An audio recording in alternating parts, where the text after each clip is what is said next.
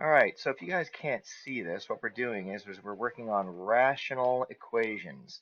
And we have here, it says solve for z, and we have a rational equation, and it says z minus 6 over 2z plus 1 equals the number 10.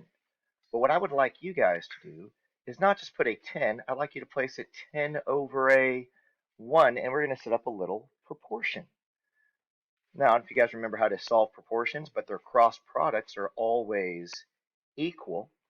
So if I do these cross products right here, I have z minus 6 times a 1, which is just z minus 6 times 1 is itself, equals 10 times 2z plus 1. Now, once you've set this up, remember, 10 times 2z plus 1 equals 1 times z minus 6. What am I going to do now? Solving? Distribute.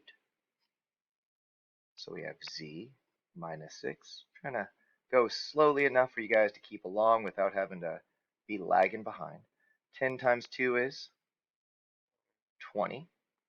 10 times 1 is 10. And whenever you're solving for an equation, you got to get all of the variables on one side. So what I'm going to do to get all the variables on one side of the equal sign, I'm going to take away a z from this side. I'm going to take away a z from the other side. How many z's do I have left? 19. Going to take away a 10 on this side. Going to take away a 10 on this side. So that zeroes out. Negative 6 minus 10 more gets me negative 16. Oh, no, my voice is just my voice. Then I divide both sides by 19. And z equals negative 16 divided by 19. And that's what I'm going to type in to the Khan Academy as my answer. So in review, what did I do? I put the 10 over what number? Over 1. Did cross multiplication, distributed, and then got all the variables to one side and all the constants to the other side.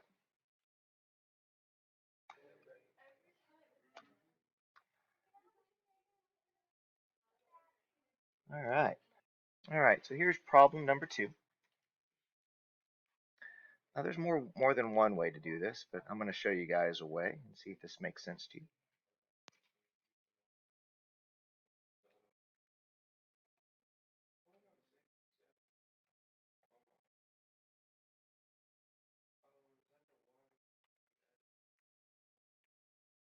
So there we have everything. I'll go ahead and put this in parentheses right here. It says find all the solutions to the equation. So it looks like there might be possibly be more than one solution. Now let me tell you some answers that we cannot use. All right, these would not be solutions because they would be numbers that would be bad to have in the denominator. So what number would be here that would be a bad number to plug in? Negative 3. Now why negative 3? Because what can you never have in the denominator?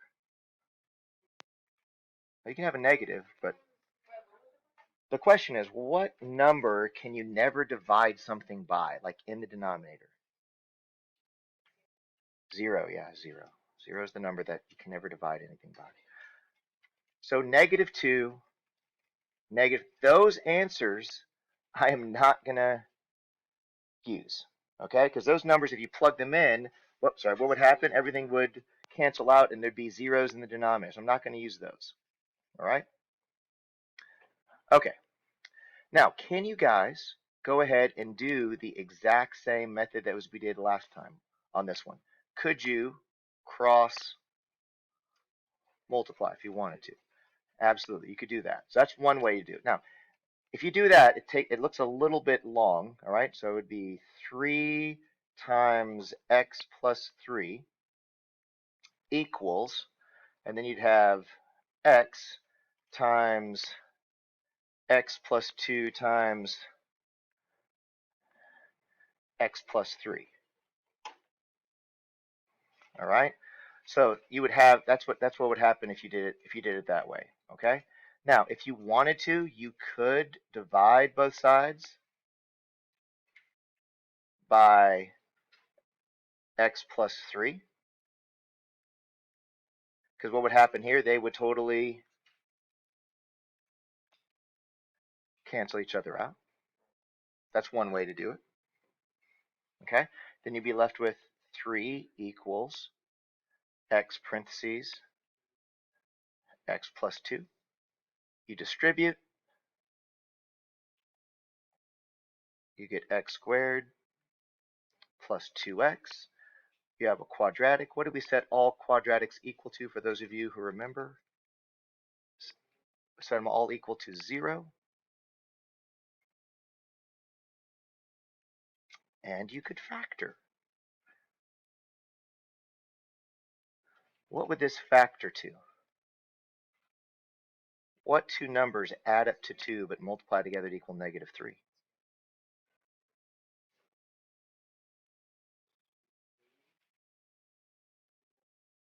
Okay.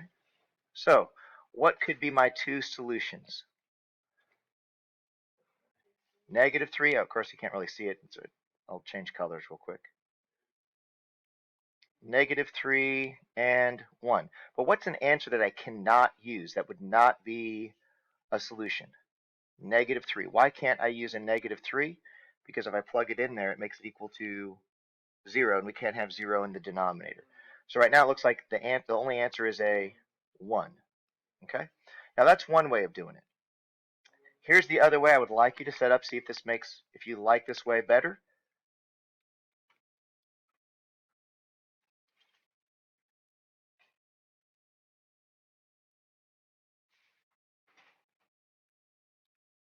I don't know, maybe you guys will like this way better. I have a question.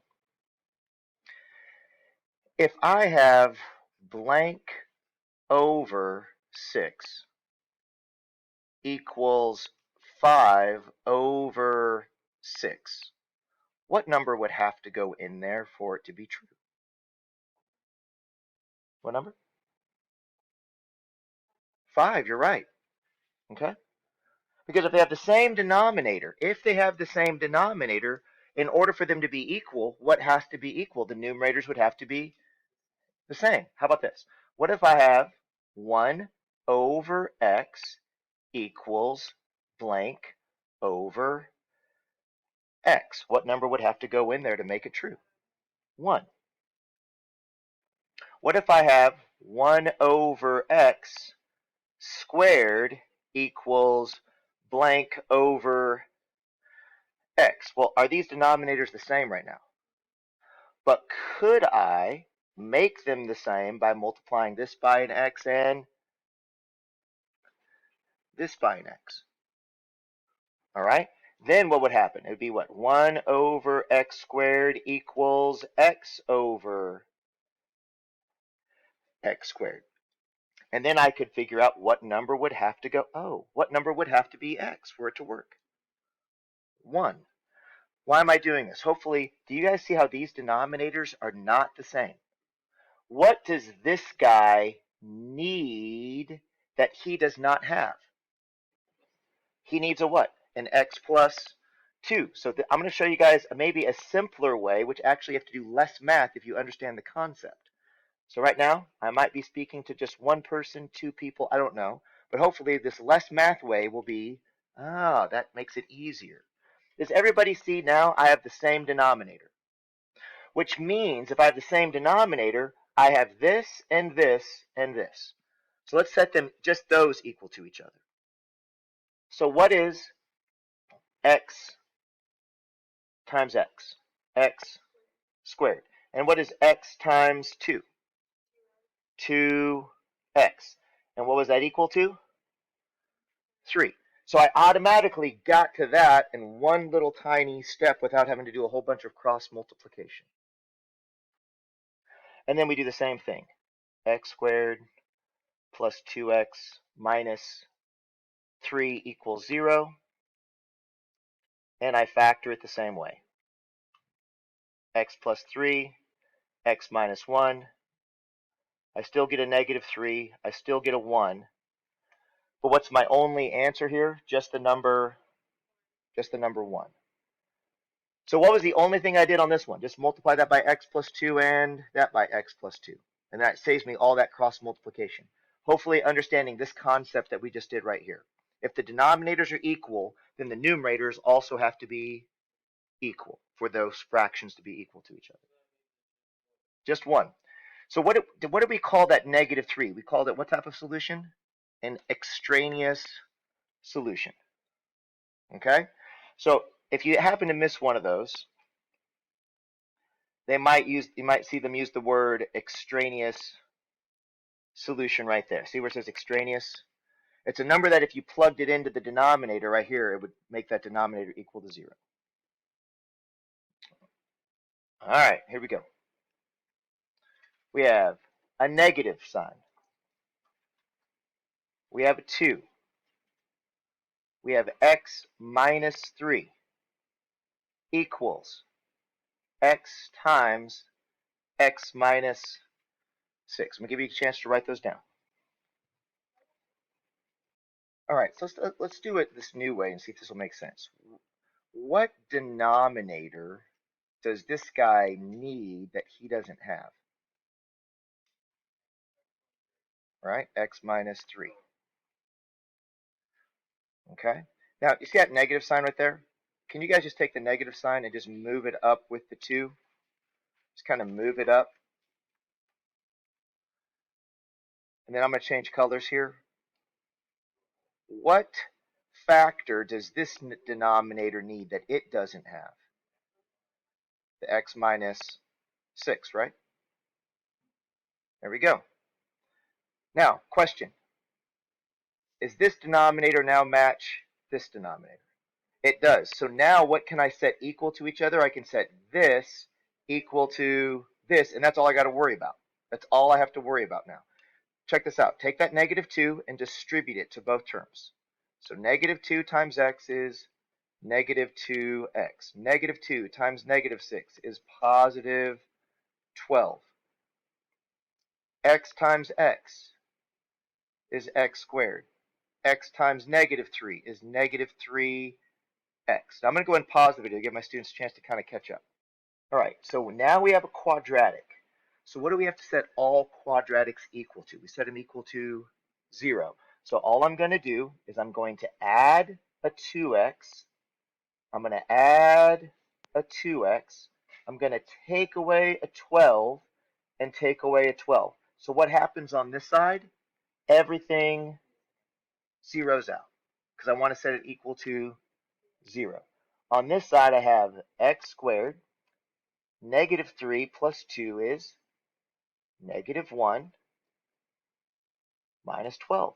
Now I have something that I can factor. This is easily factorable. What two numbers add up to negative 1, but those same two numbers multiply together to equal, sorry, that's supposed to be a negative 12 there. Negative 4 and positive 3. Very good. So negative 4, positive 3, negative 4, positive 3. I have two possible solutions. Okay?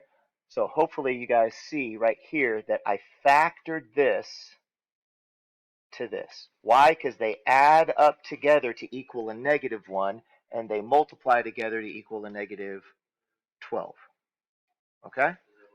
Now, what numbers make them equal to 0? What are my two possible solutions? A 4 and a negative 3. Do 4 and negative 3 pass the test? Yes, because what are my extraneous solutions if we got them? A 3 or a 6. So they're not those. So it looks like I have how many solutions? 2 solutions. So I have a 4 and a negative 3. So I'm going to choose a 4 and a negative 3 as my answer. Okay? Now, that's the rational equations. I guess I did the more difficult one. Okay? So let me try the intro again. Oh, I did the I thought I did the intro. I guess I was doing the more difficult one. Okay, so that's the more difficult one. That's good. All right, intro will be a little bit easier. So on the intro, what's probably the easiest way? Just do what? Just cross multiply. So I'll do one more intro, and then we actually did the more difficult one twice. All right, so didn't notice that it went from intro to rational equation. So we have y minus 1 over 3y plus 7 equals 1 over 10. This one I think is the easiest. It just cross multiply, and it's a lot easier if you just do it that way. Okay? So right here, if I cross multiply, what are my cross products? 10 times y. So make sure when you do 10 times y minus 1, make sure you put the y minus 1 in parentheses. And then this one's easy. What's 1 times y, 3y plus 7? It's just 3y plus 7. So we distribute.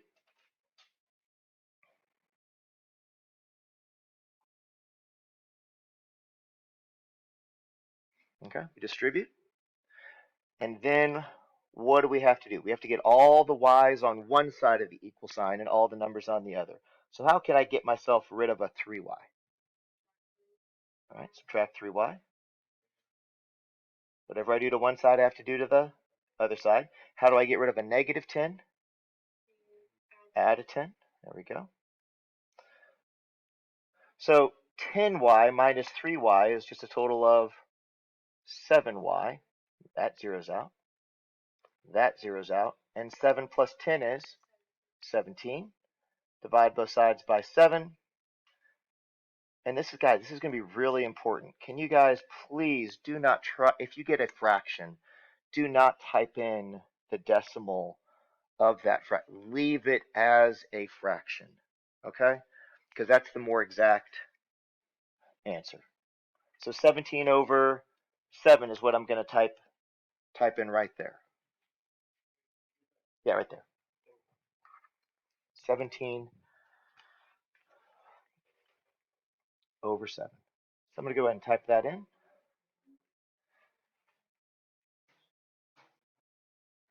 All right, 17 divided by 7.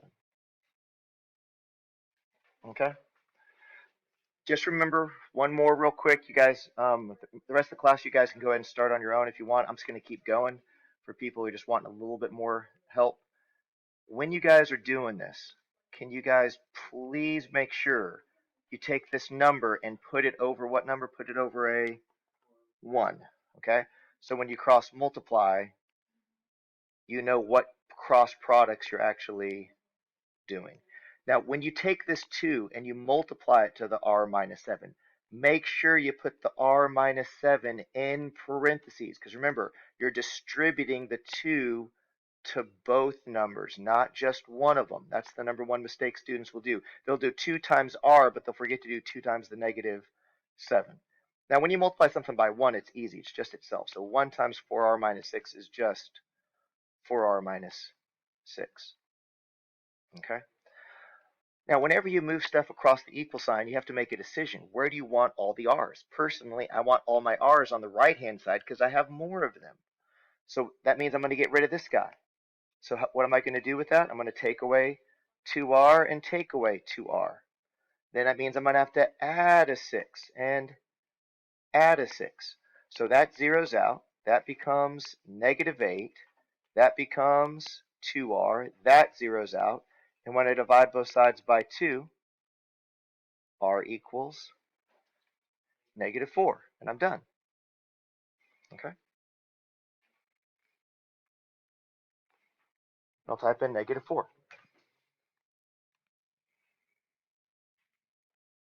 Okay? All right, so what I'm going to do right now is I'm going to do a couple more of these rational equations. All right? So if you want to pay attention, you can, but you don't have to. If you got enough information to do it on your own, you can go ahead and do it on your own. I'm going to set it up. This is the more difficult one, but actually it's not that bad if you understand fractions. Does everybody see how these denominators are close to being equal to each other, but they're not quite there, right? So what does this denominator need that it does not have? What factor? Just the x. So all I'm going to do is multiply this by an x and this by an x, and now look. Does everybody see how those denominators are now equal? Once the denominators are equal, then all I have to do is set this numerator equal to this numerator, and I'm done.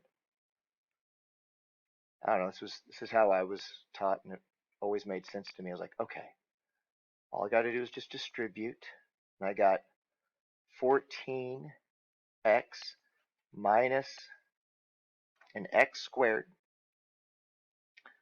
I'm going to set everything equal to 0. I'm going to add an x squared, that gives me 2x squared. I'm going to take away a 14x, take away a 14x, can't combine those, so I have minus 14x plus 20 equals 0, because these aren't like terms, so you can't combine them. Hey, look, that has a 2. That's an even number, that's an even number. What does that mean? I could literally divide every single number by what? 2. Because 2 goes into all of them. My life is just getting easier and easier.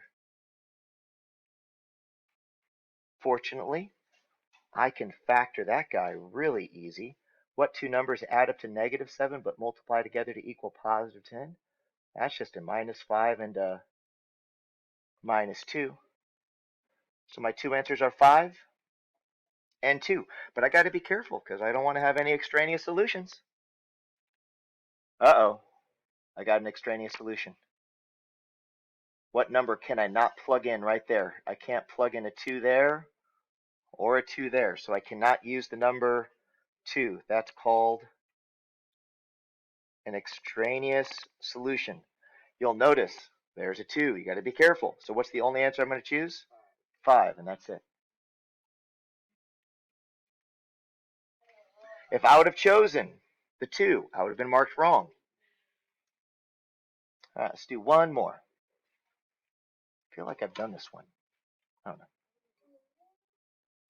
So I have x over x minus 1 equals, I'm going to put negative 2 up top and put x minus 3.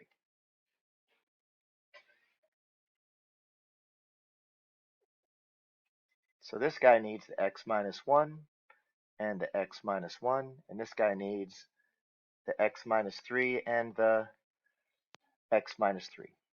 Now I have this denominator equal to this denominator, so I can make these numerators equal to each other. This will be the last problem that I do, because I have students who need my help.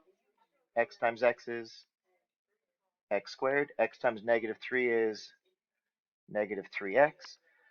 Negative 2 times x is negative 2x, and negative 2 times a negative 1 is a positive 2. Once again, it's a quadratic, so I'm going to set it equal to 0.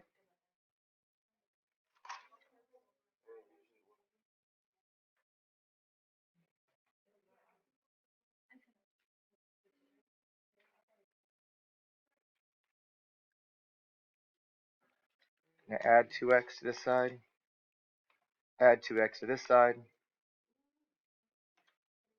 subtract 2, so I have x squared minus x minus 2 equals 0. So my two numbers are going to be x minus 2 and x plus 1, because negative 2 plus 1 is negative 1, and negative 2 times 1 is negative 2. So my two possible solutions are 2 and negative 1. So those will work. Those are not extraneous. So I'm going to have two solutions. 2 and negative 1 are going to be my answers. That's it.